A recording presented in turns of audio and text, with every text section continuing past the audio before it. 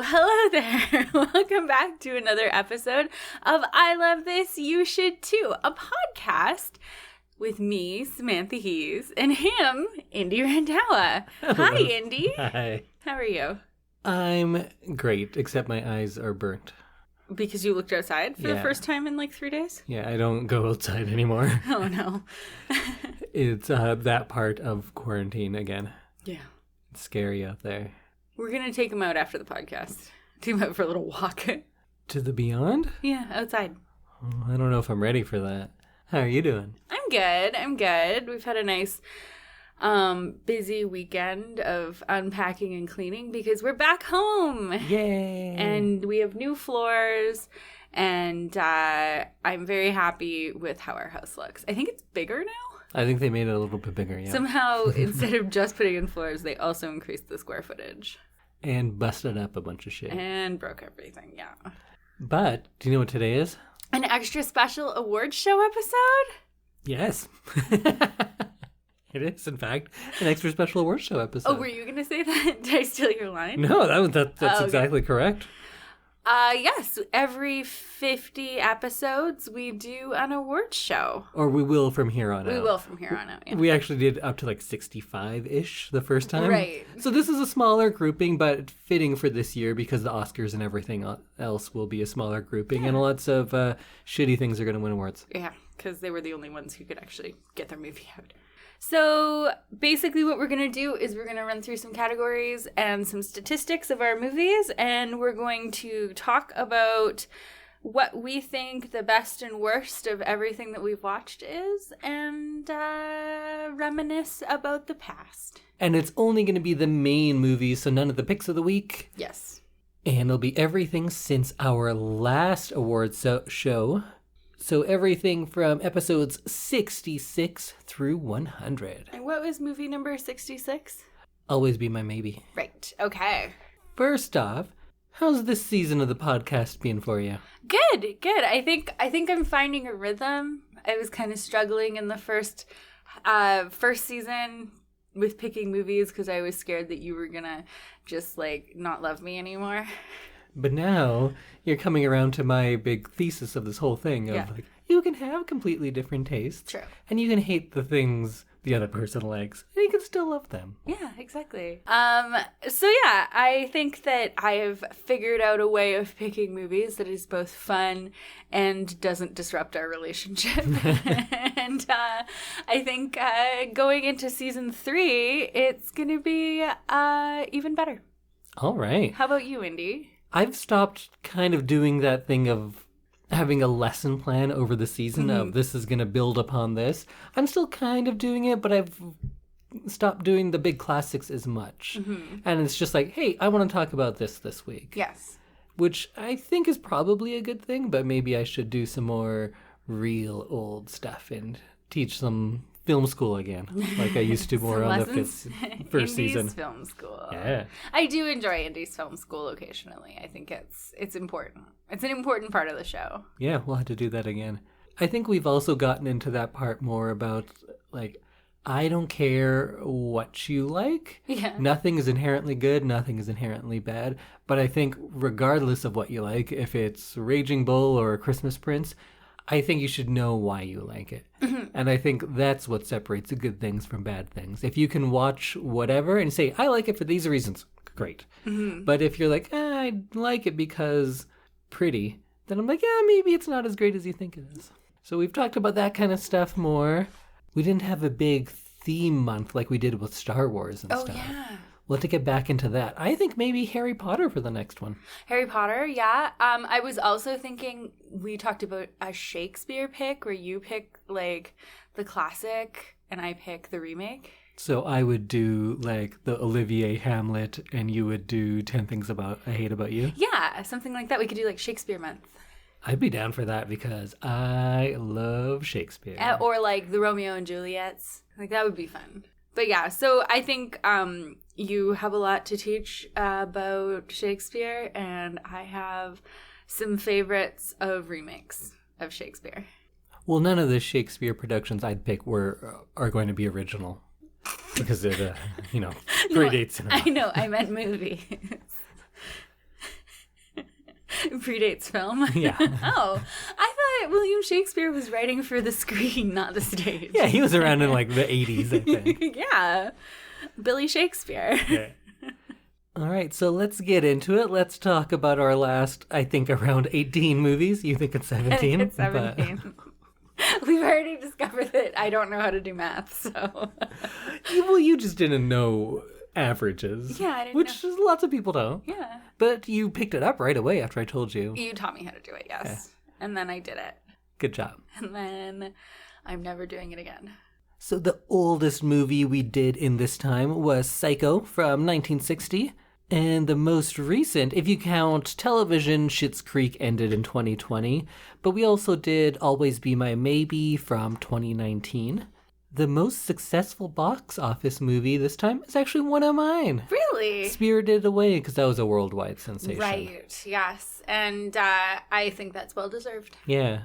Next would be yours of Instant Family. Somehow made $130 million. It's ridiculous. I've said it before and I'll say it again. Capitalism just doesn't work. I think that the box office might have been wrong on that one. Yeah. But you could say that the most successful movie was maybe Night of the Living Dead, because on a budget of around $100,000, it made $30 million. Oh, well, that's really good. So I used my new power of averages and found some interesting things from our numbers from the last season. So, Indy, your average year of movie was 1992. That makes sense. My average year was 2013. Yeah, you didn't do a lot of classics. No, but I thought it would be more recent than 2013. Really? Yeah, because I had pretty recent. I had like Christmas Prince and Always Be My Maybe and Instant Family. So I thought that it would be like a little bit sooner. Yeah, I guess you had a few from the 2000s, so that brought it all the way down to 2013. To 2013. And I had a few from the 60s. And you know how I go on and on about the 70s being the greatest Your jam. decade? No movies from the 70s in this. I feel like we'll right that wrong next season. I think we will. But I did do Night of the Living Dead, which was 68, which is kind of the beginning of that time. I know not the beginning of the 70s, but I'd say 68 to 78 are really that. Right up until 80, because you did have Shining and Raging Bull from this season is 1980. So there's two very 70s styled movies, even though neither were in the 70s. Very strange. I'll have to bring some more next season. Sounds good. So your average runtime was 106.75 minutes, which is about an hour and 46 minutes. That's a great time for a movie. That is a good time. I really like 100 minutes is my favorite. Quick, usually. yeah. My average runtime was 109 minutes and 28 seconds, which is about an hour and 49. So I came in Still about pretty the good. same. Yeah. Way better than last season when Way you had better when my Titanic and Gone with the Wind and Yeah. all sorts of things like I think that. my average time was like 3 hours last year. So I also thought we should take the general public's ratings into account. Oh, screw the public. What do they know? I know. So the two sites that we use for ratings are IMDb and Rotten Tomatoes. So your IMDb average for your movies that you pick is 8.02. All right. I feel like it should be out of higher. 10. And my IMDb average is 6.10. I thought it might have been lower, actually. Thanks. On Rotten Tomatoes, your average score was 93.4. Okay. That's a pretty good score. Mine was 75.12. So I think that really shows the difference in the movies that we pick. But it's not about what other people say. It's about what we think. Yeah. And if you love your movies, then great. Who cares what everyone else says? Exactly. But statistically, you do not love your movies. No, I don't. So your average rating of your own movies that you picked that you said you loved, 6.25. So not really love. No. Your average rating for movies that I picked, 7.6. Wow. More than 1 full point higher. So you like my movies more than you like yours. Apparently, yes. Yet you still wouldn't watch any of my type of movies if it's not for this podcast. What do you think my average rating for your movies would be? 2. No, not 2. That's an average. Schitt's Creek was one of them. Oh, yeah, I guess that was a 10. 5.5. Very close. 5.25 is what I rated your movies. And I rated my own movies as 8.8. Yeah, it's not surprising. Because I picked them because you I picked love them and you liked them. Yeah. I, however, do not follow that train of thought. No, who needs it? Who needs to like their own movies? So we've now done 100 episodes. Mm-hmm. There's only one time ever that we both rated something as a 10. And that's Parks and Rec. Oh, did you not rate Schitt's Creek as a 10? No. Oh, okay. It's very good. I don't Yeah. think it's a 10. Okay. Parks and Rec was like a shining gem. Yeah. It was actually the only 10 I gave this whole time. Oh. I only gave 2 10s, and it was Parks and Rec and Schitt's Creek. Seems about right. Yeah. But there comes a point of all of these award shows where I have to call out some of your ratings and demand explanations. Yes. Spirited Away, only a 7. Is that correct? I liked it. Huh. But I believe on this podcast you said I loved it. Yes, but it wasn't like top for me. But 7 out of 10 is love. 7 to 8 out of 10, yeah. So you love Rare Exports. Yeah, I liked it. No. The name of the podcast is not, yeah, I liked it, but rather, I love this. You should too. You said you loved Spirited Away, but not Rare Exports. But they have the same rating. Yes. Okay. Period? Yeah. Okay. It's just like a different 7. Is that 7 more like a 6 then? Yeah. Or is one of the 7s more like an 8? I think one of the 7s is more like an 8. Also, on this podcast, we rarely rate them number-wise on the show, but you gave Leap Year a 2, yet in this chart, you gave it a 5. So did Yeah. you reevaluate and it turned out you actually do like it? Yeah. I thought about it when I was rating everything and then gave it a 5. Because it was like so-so. It was 50% out of 100%. So Leap Year and Raging Bull are pretty much interchangeable for quality to you. No. But rating-wise... I don't know how to rate things. That's why we don't use the rating system on the show, because yes or no is much easier for me. Oh, so you're more of the nope, yep. Yeah. Nope. So Leap Year, yep or nope? Nope. Okay, so 5 is the line for nope? Yeah. Your highest ratings, as we went over, are Parks and Rec and Schitt's Creek. But your highest rated movie, shocking to me, but a pleasant surprise, out of everything is, do you know? A Girl Who Leapt Through Time. The Girl Who Leapt Through Time. Oh, the girl, not a girl. I guess it's a girl, but it's specifically about her. Right. Yeah, I liked it. It was kind of neat. So I liked it. It was kind of neat. Is a 9 out of 10. I loved it. I Okay. loved it. Great. Yeah, because I, of course, loved that movie and gave it a 9 myself, and that was my pick. But I was very surprised that's one that you liked so much. I liked it a lot. One might even say you loved it. Yes. I don't know why you're so hesitant to use the words of the title of the podcast. Okay, I loved it. I loved it. It was so great. I loved it. I gave a lot of 9s, but my lowest score was, no surprise, to Leap Year. Yeah, I'm not surprised. Big 2 out of 10. And then Instant Family was a 4 out of 10. A 4 out of 10? Yeah. Oh, I think it was better than that. Yeah, you gave it a 6. Yeah. That's perhaps like, perhaps love. I'm not quite sure. But let's get into some awards. Do you want to give out some awards? Yeah, let's give out some awards. I've got the statues already here. All right, we have awards based on performance for individuals first, and then we'll do movie awards after that. Sounds good. So let's start off with a pair of awards we give for Best Human Friend and Best Animal Friend. Let's start off with Human first. Who is your best human friend? Twyla from Schitt's Creek. Twyla from Schitt's. Very good pick. Because I think it Inspired would be pick. really fun to be friends with her because she's got such wacky stories that it would be like really great to just like have a glass of wine and like talk with her. I believe in the last 24 hours, I talked about how much I love Twyla. Forgot about her completely for this. Really? So very good pick. Yeah. I might have to change mine, but I think I have a pretty good one as well. She's also very supportive. She's of also all of her rich. friends. She's also secretly rich, a low key rich. She has a diner you can come to. She'll make you some food, a terrible It'd smoothie. be fun place to hang out with, like with her after it closes. Mm-hmm. Yeah, I think Twyla would be a very good best friend.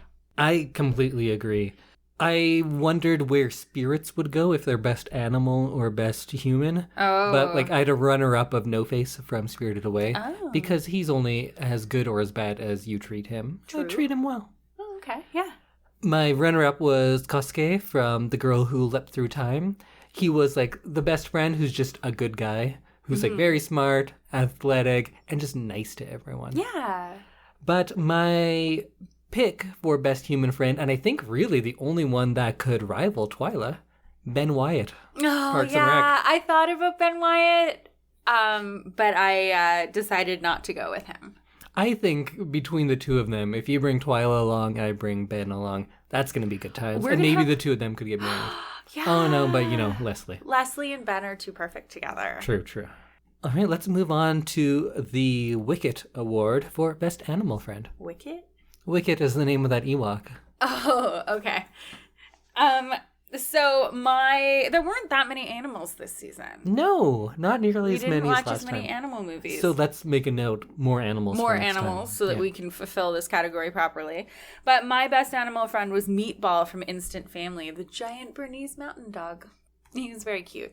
I actually have that written down as my runner-up, so I have a different pick, though, for the Oh. winner, and that is the Otori-sama, or the duck chicken things from Spirited Away. Oh, I forgot that there were kind of animal creatures in Spirited Away. Those ones were so cute, and I don't know if they're they're probably spirits, but they present in the form of animals, so I'm putting them as my best animal friend. They're super cute. There's a bunch of them in a big hot tub at one point. Yeah. They walk around with leaves on their head. I love those little guys. They seem very fun. I'm showing Samantha a picture now. Right, yes. They remind me, that scene where they're all in the hot tub, it reminds me of like chicks when they're in the incubator Oh, yeah. with like, because they're all kind of just on top of each other. I think at one point they wear towels as well. Yeah, which is very funny. Which is very funny. So this was a really interesting category that you came up with, but who did you hate that's not a villain? Ah, yes, the Kate Hudson Memorial Award. She's not dead though. Well, her career should be. Oh God. Okay, so Indy, who did you hate that wasn't a villain? So runner-up goes to Craig on Parks and Rec. He came into that show too late. He didn't fit the overall vibe, and he was very annoying. He can be funny on his own, and Yeah. he's just Billy Eichner's essentially playing what he always does when he's on the street. But in this, I thought he was quite annoying. But I'm going with whatever Mark Wahlberg's character's name was in Instant Family. Oh. I found him very dislikable, and he's just like, hey, I'm a guy. I got a backwards hat over here, a plaid shirt. And then he just acts confused all the time. That's his characteristic. Right. I really don't like him, and I know it's not just because of the hate crimes, and I know you always say, like, you just don't like him because he likes blinding Vietnamese men, and that's not the only reason. I think he's a bad actor. Also not true. Yeah. Very good. But yeah, he was pretty terrible. Who's your least favorite person? So I feel like I didn't go for someone that I didn't like their performance. I went with Robert De Niro in Raging Bull. Oh, 'Cause see, it was I like- thought about that, yeah. but we put in not a villain. Well, I don't think he's a villain. Oh, I think he's a villain. Oh, okay. He's a wife-beating maniac. I know, but it's like the movie's also about him, so I figured, Well, I think he's the protagonist, yeah. but he's also the villain. Oh, see, I didn't view him as quite a villain. I viewed him as like a bad person, but I don't think he was like actively trying to hurt anybody. What about when he beat his wife? Okay, then he What was- about when he beat up his brother? Okay, never mind. Ignore that. Just delete But that no, part. that's fair. Tell me about this, because I completely agree. I considered him, but I took it off because he's a villain. So I think that because he does such bad things and sometimes he's very, very hard to watch, that is why I made him like this, because he's kind of like the least enjoyable person to watch. Yeah, Jake LaMotta was a monster. Yeah, so I think that I was thinking of villain like classic Disney villain. Which, again, I could make the argument that he fits a lot of those I as well. know. He's a pretty bad guy. I don't know. But I guess because it's following him, Yeah. he's not an antagonist. He's No. the protagonist Yeah. of the film. But as I told my grade 7 English class, bad guy and antagonist are not the same. Exactly. So yeah, Robert De Niro, you get my award for Who Did I Hate? Not a villain. Jake LaMotta. Jake LaMotta. Sorry, Robert De Niro. Although I don't know Mark Wahlberg's character's name either. So a lot of the shows that we watch have really great cameos. What was your favorite cameo this year? Oh, the John Hamm Award. Yes, the John Hamm Award. It used to be the Charlie Sheen Award, but he Best doesn't do it cameo. so much anymore. True. Not since he went crazy? I'm pretty sure he went mad a while ago, yeah. Oh, yeah. My runner-up, I assume, is going to win yours, so maybe I shouldn't talk about it too much, but was Keanu Reeves in Always Be My Maybe. That was very close. Oh, okay, so then I'll mention He was my so runner-up, good. too. Yeah. Well, let's talk about him then. Okay. I love cameos when famous people play themselves Yeah. and play themselves Are as just like assholes. ridiculous. Yeah. I really, because Keanu Reeves is known as like a really good guy. Yeah. Who just like silently gives money to charity and has like an age appropriate girlfriend. He's just kind of the nicest guy and in the he's world. just a really nice guy. Yeah. And then I love that he got to play this like completely like opposite of what he is known for and just being like pretentious and crazy and violent. And because he's done so many action movies over the last while, we kind of forgot that he was a comedic actor. Yeah. And I think this is his best performance in a real long time, actually. He was very good at that. For sure. But my winner, I feel like if you're in a movie, your cameo can be very short. But if you're in a television show, I kind of extended that to guest stars. Oh, okay. Yeah. So then I have to go with Paul Rudd as Bobby Newport in Bobby Parks Newport. and Rec. I have to wear my Bobby Newport outfit again. Yeah. He's so funny in that he's such a villain, but then also likable. He's Paul Rudd, right? Yeah. Who can be hilarious and an idiot and also still somehow very charming. Yeah. He plays those types of roles pretty often, and I think this is one of the best ones. So Bobby Newport from Parks and Rec. Oh, nice. I also went Parks and Rec. I love Megan Mullally, so I'm going to go with Tammy too. Oh, good call. Because anytime she's on the show, it's like always exciting because I always got like actually excited when she would appear or she'd be mentioned and about to appear. I was always like, oh, this is going to be such a good episode because her and Ron Swanson are just a train wreck. They bring out the best in each other's Yeah. performances. And that's like the only time you get to see Ron like off the rails. Yeah. And it's glorious. It really is, yeah. Good call. Let's go on to... We have awards because Kelsey said you should do an award for worst couple. So Yes. we'll do that. But of course, we had to start with best couple before that. Yes. Runner-ups, I have Patrick and David Aw. from Schitt's Creek because I love those guys. Those were actually, that's my winner. Then I won't say anything Okay. more. I was very tempted to go with Jesse and Celine from the Before series. And I'll talk more about them maybe because theirs is the most true to life in so many ways.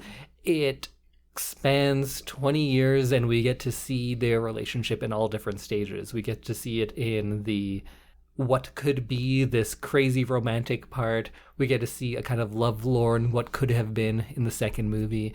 And then we get to see the third one of the harsh at times reality Yeah. of what actually is.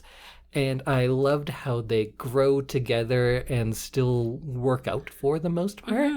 I don't think either of these characters I would particularly like as people, but I loved watching their chemistry on screen. Yeah, I agree. I think that is a very good choice for this award. But my winner was not them. That was a runner-up. I actually went with Ben Wyatt and Leslie Knope. I had a feeling you But would. for the sake of not just talking about Parks and Rec, let's just say they both bring out the best in each other, and they were really fun to watch. And I loved that a show actually took the time to get people together and not just they meet each other and now they're in love. Yeah, exactly. So my pick for best couple was David and Patrick because they have such From a Schitt's Creek. from Schitt's Creek, because they have such a sweet relationship, And it's probably one of the most functional relationships that we see in our entire season. It's very much like Ben and Leslie's because you have one person who's kind of too much and out there, and the other person is such a grounding force, and they complement each other. Yeah, well. And David is so supportive of Patrick when he's trying to come out to his parents and like trying to figure out who his identity in a relationship with David is. And I just think that it's such a beautiful relationship to watch that they are the winner of this award. All right. What about the Rhett and Scarlett Award for Worst Couple? Oh, I was calling it the Kelsey Kendrick Award. But that makes it... First of all, I don't know if people want you saying their last name. Oh, sorry, Kelsey. But that kind of makes it sound like she has the worst couple. So that's why I didn't go with that. Oh, okay. Sounds good. The Rhett and Scarlett Award, then. So my worst couple is somebody that we've already talked about this show, with Tammy 2 and Ron Swanson, because their antics are just like out of this world every single time they end up together. And Ron loses his mustache at one point and eyebrows, and it's just hilarious, and I love it. Wow, Parks and Rec is just sweeping this I know. thing. Parks and Rec is killing it this season. My runner-up was Jake and Vicky LaMotta, because that's as toxic as a relationship can be. But it's a little too real. I don't even want to talk about it now. Let's go to my winner, was whoever those people are in Leap Year. So the couple of a woman who falls down a lot and a man who is nearby, because those are their only characteristics, played by Matthew Good and Amy Adams. Yeah. They have zero chemistry. He's kind of a creepy stalker who watches her naked a lot. She's an asshole for no reason. They don't get along, but that's love. Yeah, exactly. So we definitely saw lots of good performances and bad performances. So we're going to start off with, who was your best performance of the season? Oh, the Audrey Hepburn Memorial Award. You have a name for every single award. Wait, you say best anything. I think actually in the last award show, I also called this the Audrey Hepburn. Oh, okay. Because you know me and Audrey Hepburn. I do. And she is dead, so it is a memorial award. Right. I thought of first, I almost wanted to give it to Father Karras from The Exorcist.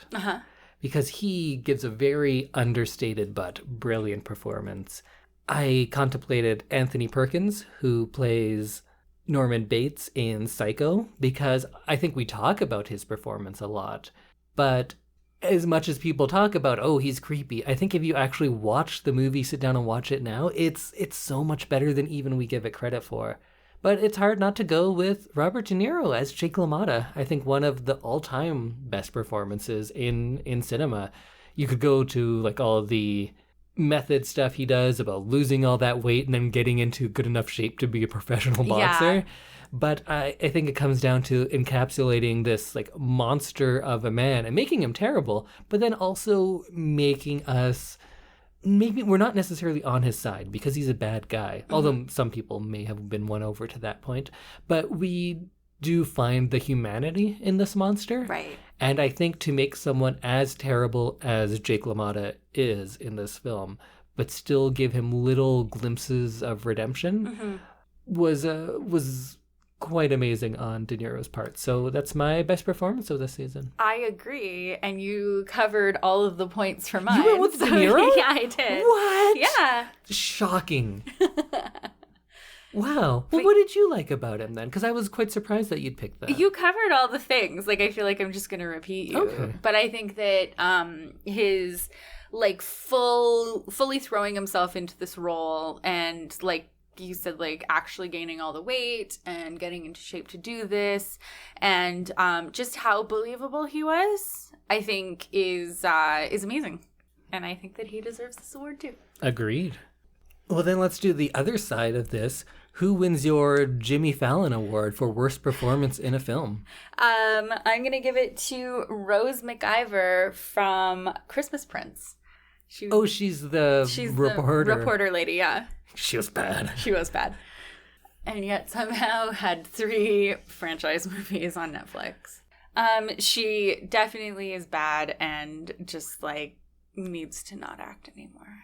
I thought about her I gave the prince himself an honorable mention because he's just there. Yeah. He doesn't do anything explicitly bad. No, he just, but he just doesn't have do a anything personality. good. Yeah. The same could be said for Matthew Good in Leap Year. He's just around. Yeah. I thought he was not charming and especially unattractive, and that was surprising because then I realized I've seen him in movies and thought he was attractive and charming, so this movie did something to him. But ultimately, I'm going to go again, Mark Wahlberg in Instant Family. I think it was a terrible performance. It seems like he wasn't trying at all. Huh. But maybe it's just that Mark Wahlberg is a bad actor. Okay. I think he is a bad actor. Yeah. Yeah. I think he's only good in things where he's playing a menacing or threatening figure. Like, wasn't there a movie in like the 90s when he was a stalker, like a university-age stalker? That's who he should play because that's what he looks like. Like someone who commits hate crimes. Yeah. Yeah. Well, yeah. Because he does kind of look like that. Oh, we have a little break here because we are going to get into awards for movies. But before that, we had talked in the past about having regular segments on the podcast where we just bring up our arguments and give them to all of you to settle for us. But I thought that would be a terrible podcast and pretty annoying because our arguments tend to be very niche. Yeah, very niche. So we thought we would have a section for a couple's argument here that you, the listeners, can help settle for us. And we will post a poll on our social media so that you can see and you can tell us what you think. So here's some insight into our relationship. This is the biggest argument we have. When eating a fruit salad consisting of maybe some melon, a couple of those trash melons, apple, grape, strawberry, in some sort of whipped cream-like topping. Right. Correct? Anything else? Oh, I've never put whipped cream on my fruit salad. Sometimes there's like a creamy... Okay. No? No. Okay, even if there's none. Okay. So you're thinking even if there's no topping at all? Yeah.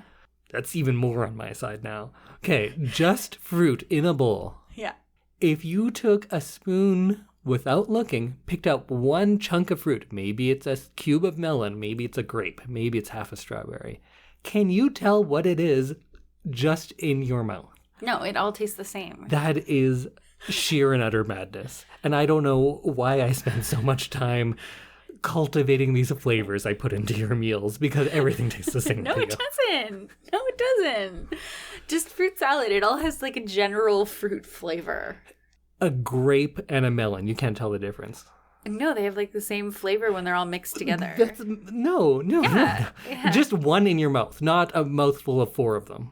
Okay, I think I might be able to, but I haven't had fruit salad in forever, so I don't know. But you're not confident you can tell just from the texture, an apple from a melon? No, I still think it all kind of tastes the same.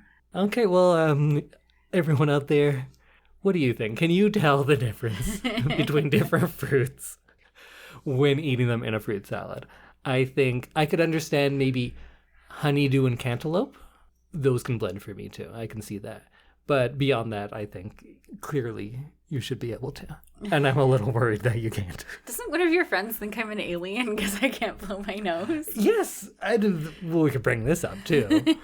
Maybe I'll put it at the end of this where it's been months since she tried to blow her nose last, and I kind of bullied you into blowing your nose again. Yes. And you just can't do it because you refuse to try. No, I try. It just doesn't, nothing comes out. But you try like this. You just kind of breathe out gently. Yeah. That you have to breathe out with force. I can't breathe out with force.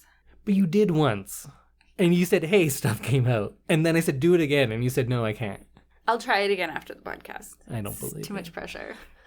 No, it's not enough pressure. That's why nothing's coming out. You have to use more force. Too much pressure. Okay, My well, sinuses are too scared. who's weirder? This person who can't tell fruits apart and can't blow her nose, or this control freak who's like, that's a strawberry, that's a grape, blow your nose. Could go either way. Yeah. I am quickly realizing this episode may be for nobody but us. We'll be back to normal next week. Yep. Well, let's go on to a few other awards that are for entire movies. Yes, please. Let's take the focus off of my inadequacies and start talking about movie inadequacies like our podcast is based on. Well, let's start off with the Sixth Sense Award for Biggest Surprise. I'm going to go with the Before Sunrise trilogy because I didn't know it was a trilogy going in. I forgot about that. And yeah, clearly that should be the answer. Yeah, that's my biggest surprise is that the movies just kept happening. I thought it was just one movie and it turned into 3. And did it blow your mind? A little bit. It is odd because it's so strange for a movie like that to be a trilogy. Yeah. It was like a good standalone movie and then it just kept going. But still enjoyable. Indy, what was your biggest surprise this season? My biggest surprise was A Christmas Prince. Why? There's no twist. No, but there was. So I went into it thinking it's going to be a like cookie cutter romantic comedy. I don't know you, but you're rich, so I love you. And it is, but it's so far beyond like Leap Year is a bad romantic comedy. Mm-hmm. We talked about Love Actually last season. All of those make some sort of sense. Mm-hmm. A Christmas Prince is so free from the constraints of filmmaking. It borders on like an artistic film for criticism of the genre. Right. I don't think it is. I think it's completely accidental. But I think it's so poorly written that it is all signifier and nothing being signified. It is completely reliant on people who have a history of romantic comedies and understand what happens, that it doesn't even have to do anything. It's like a meme of a movie.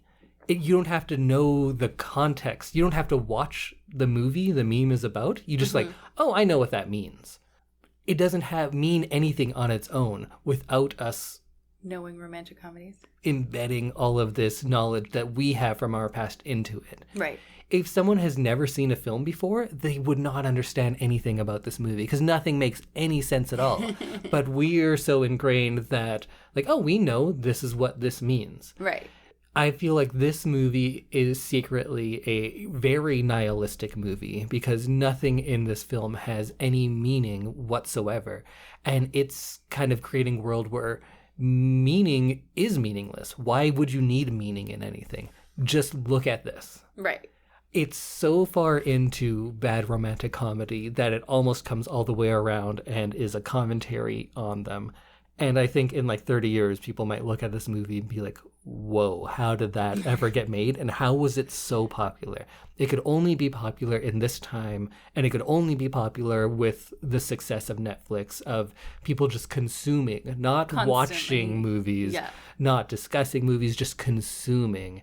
It's the perfect movie for that whole binge culture of just, I want more. Yeah. I don't want to think about it. I don't want to like talk about it. Just give it to me. Right.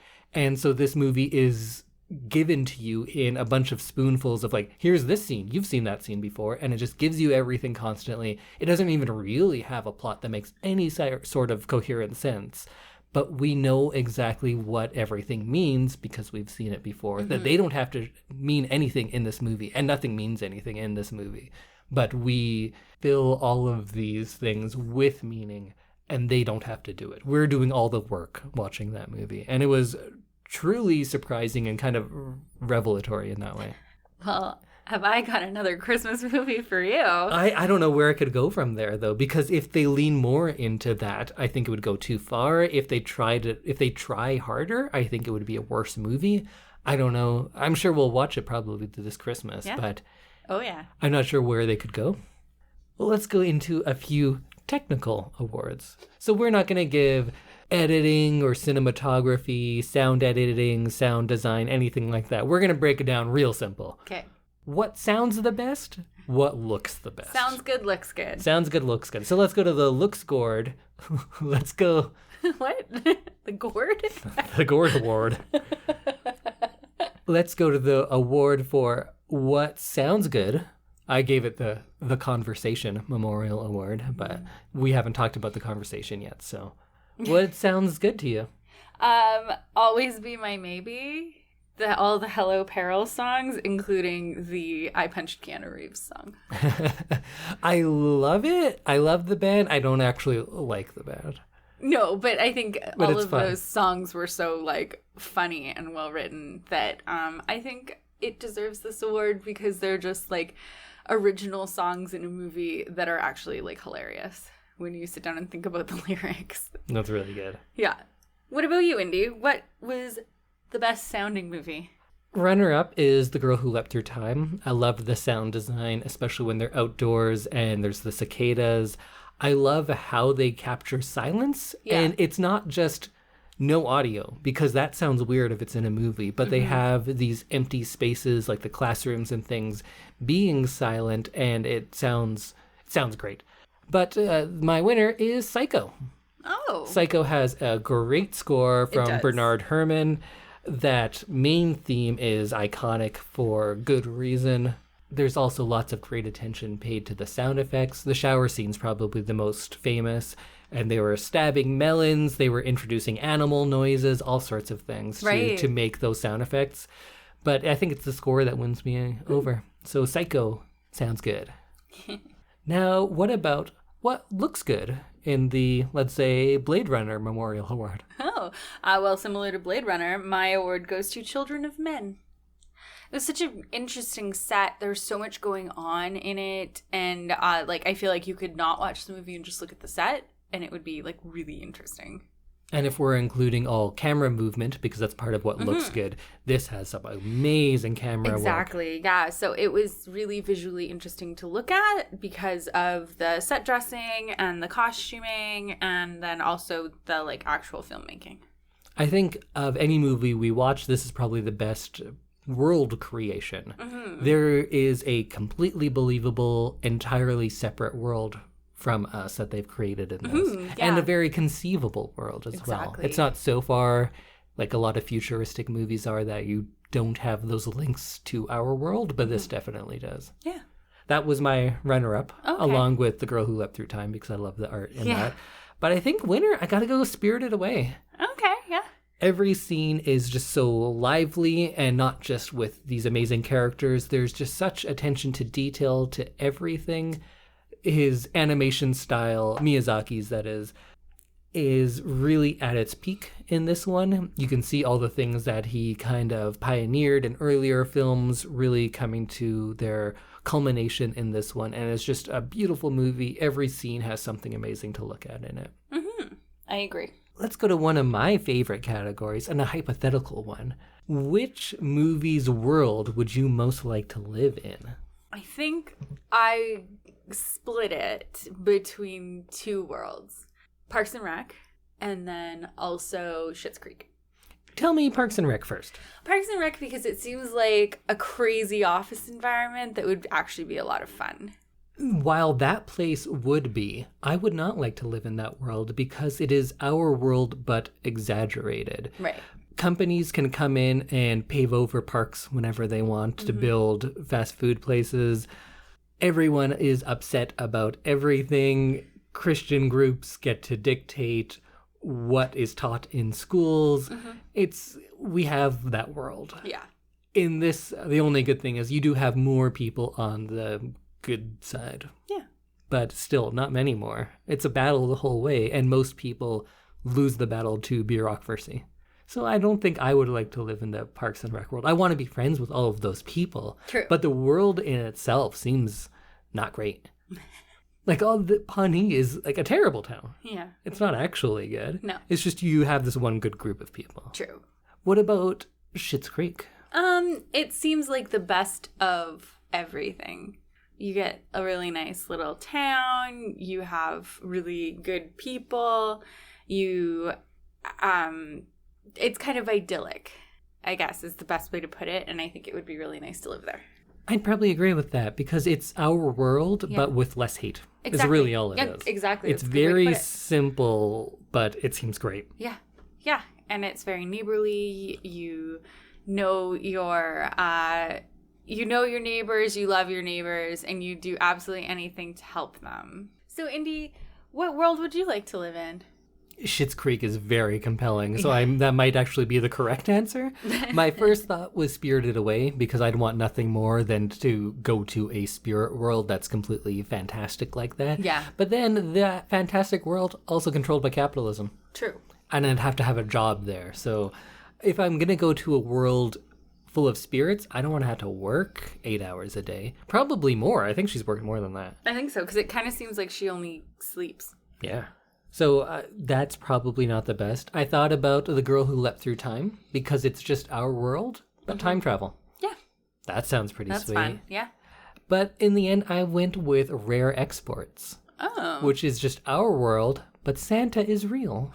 And bad people are punished, and good people are rewarded.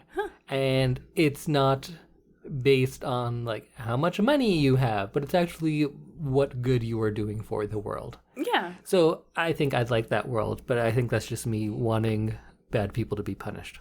Yeah, I'd agree with you, Rare Exports. I think Santa existing and good triumphing over evil is a good place to live. Although all the naked Santa elves did just kind of kill randomly, don't they? No, wait. But they were trained. I don't know. This could go either way. I didn't really think it through. The I naked realized. Santa elves were kidnapping children. Yeah, but they were bad children? No, they were just children. Okay, maybe. Because they had to power the big evil thing. Right. Schitt's Creek. And the winner is Schitt's Creek.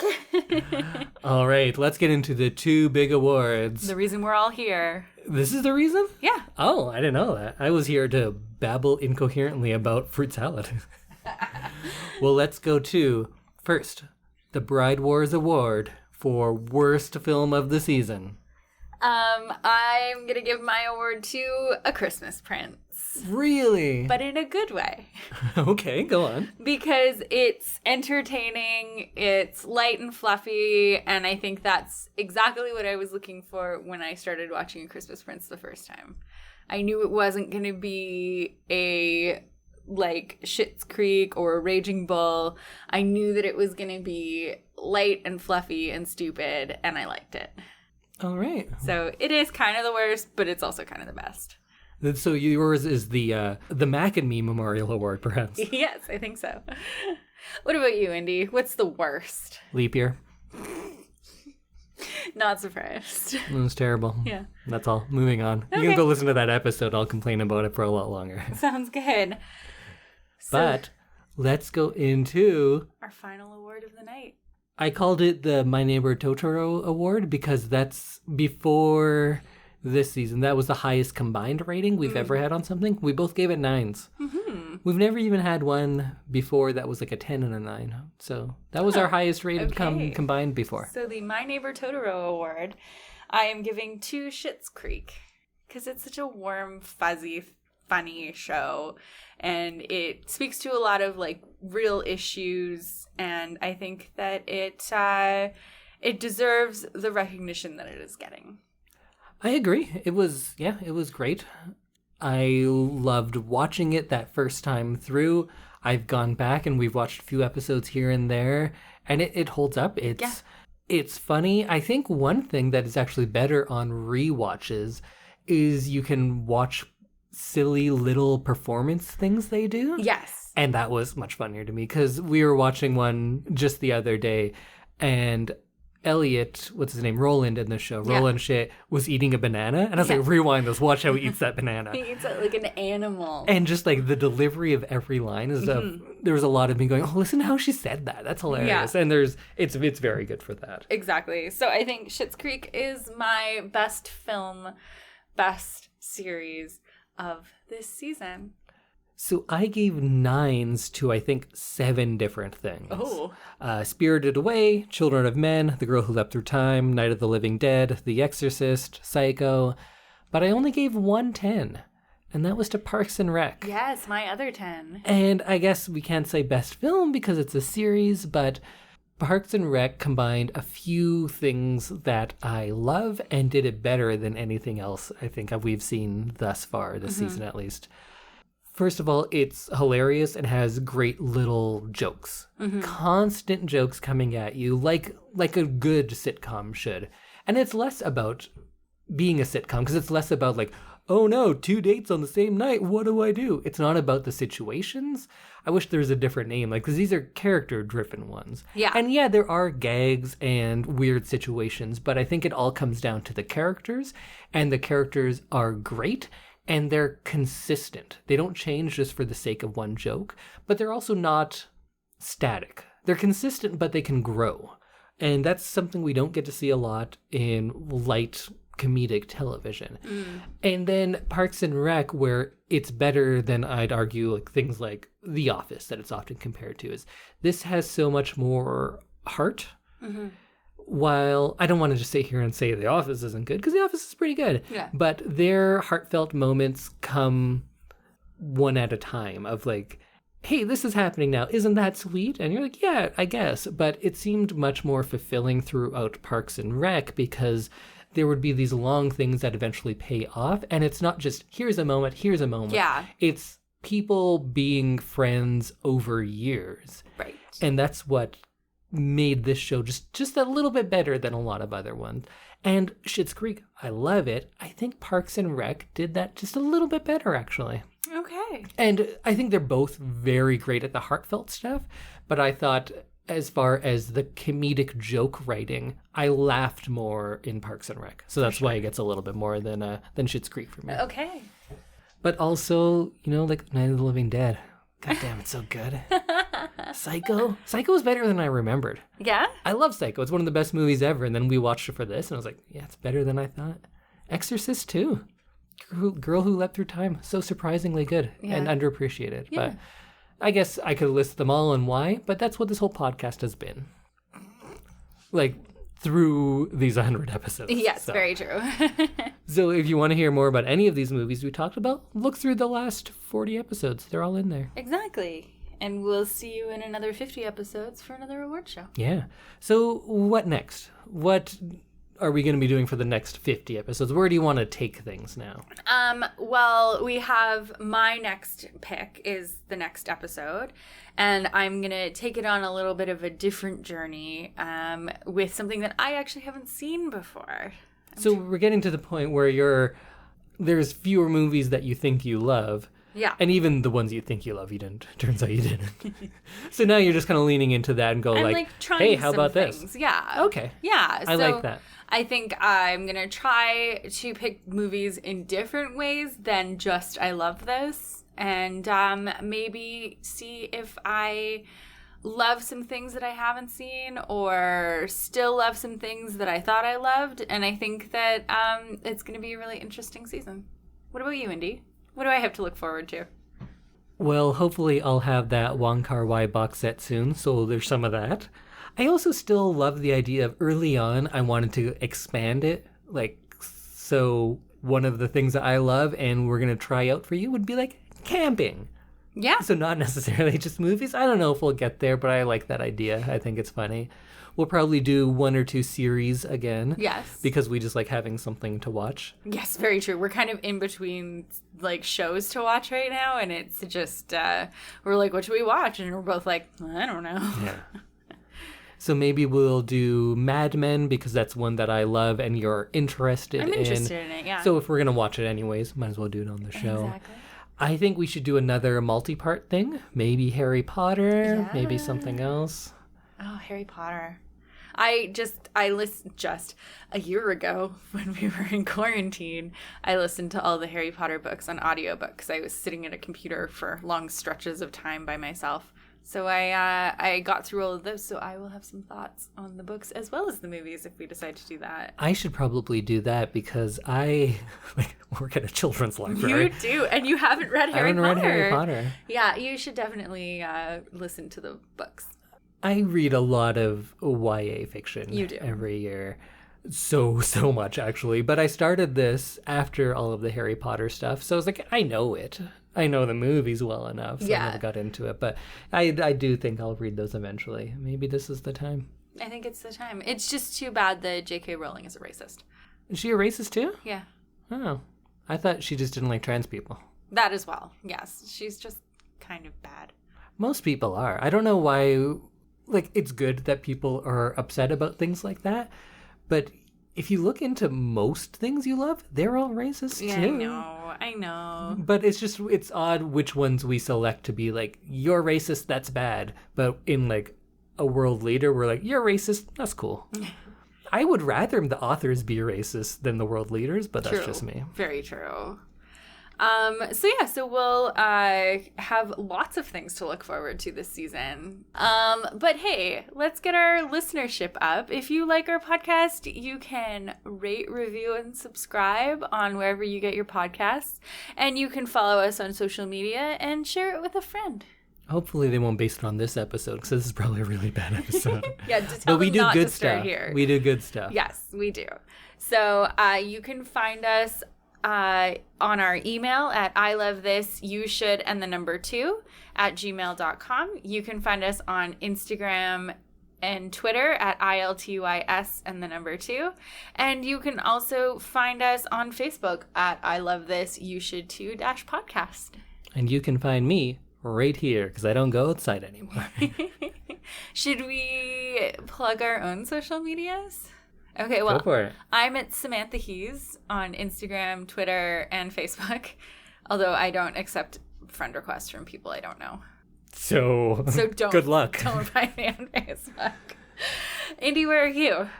I think the only thing people would want to follow me on is Instagram because Right. I actually do a good bit of photography and I post it years after the fact, but I Very did a true. lot of travel photography and it's just Indy Randhawa. INDYRANDHAWA. Yeah. And I think I'm up to editing my Russia photos now, so I should pick that up and maybe those will be out soon. Indy also does some really good food preparation stories on Instagram. Oh yeah, So my if you're- stories are me cooking and my posts are me traveling in the past. in the past.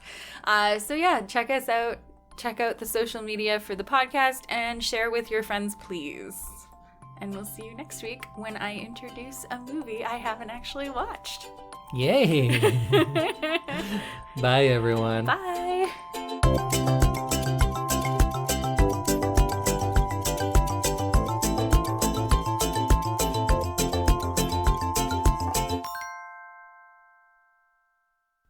See, you don't need 10 fingers on your nose to do it though. Pinkies are coming. Okay, blow it. No, I don't want to. Just do it. Okay, just go like this. Plug one. Oh my god. I did it. Yeah, I don't know that you did. Plug one nostril with like maybe your thumb. Just plug your nose. Come on. You still don't need 10 fingers. I was plugging one nostril. How big is your nostril that you need a fist to plug it? Or whatever. Just plug it completely and then blow out the other side. It's working. I can hear it working. You use 5 tissues Yeah. to blow your nose half of one time. It's fine that my nose doesn't work. But it just did. It just did. For like 10 seconds. How long does it take you to blow your nose? I don't know. Not 10 seconds. When I blow my nose, it's not like a half-hour affair. It just happens. I just don't have time to add that to my daily routine.